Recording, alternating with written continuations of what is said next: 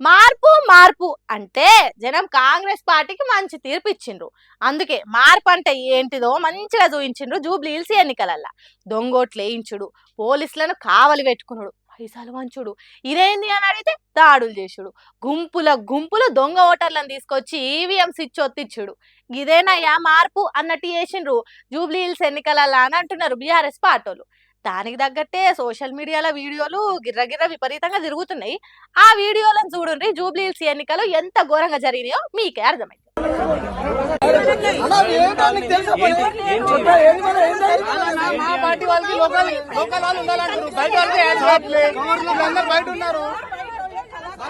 చూసిండ్రా, గుంపులు గుంపులు ఓట్లేసేదానికి పొట్టు పొట్టు వస్తున్నారు.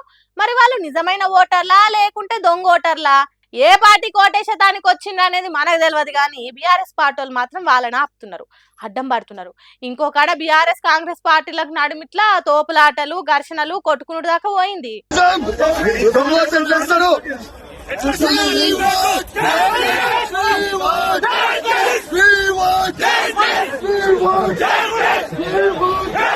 దొంగోట్లు వాడుతున్నాయని నినాదాలు చేసిండ్రు ఎమ్మెల్యే పాడి కౌశిక్ రెడ్డి, మాజీ ఎమ్మెల్యే పెద్ది సుదర్శన్ రెడ్డి, బీఆర్ఎస్ కార్యకర్తలు.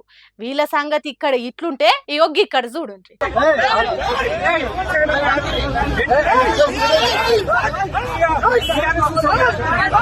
నవీన్ యాదవ్ తండ్రి శ్రీశైలం యాదవ్ పోలీసుల ముంగట్నే ఓ మనిషి శంప మీద షటేల్ను కొట్టిండు. అడ్డం వస్తే ఆగేది లేదు, ఎంత టోలనైనా కొట్టుకుంటా పోతామన్నట్టు చేసిండ్రు.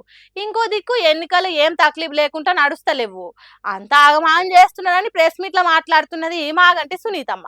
మరి కొంతమందికి ఏమైందో ఏమో, చెప్పులు బూట్లు లేపి చూపెడుతున్నారు.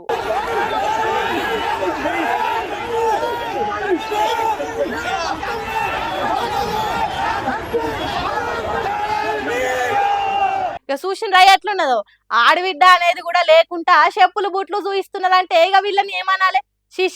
గింత అరాచకం ఉంటదా? ఇది దేశ ప్రజాస్వామ్యాన్ని బొందబెట్టుడు కాదా అని బీఆర్ఎస్ పార్టీలు అంటున్నారు.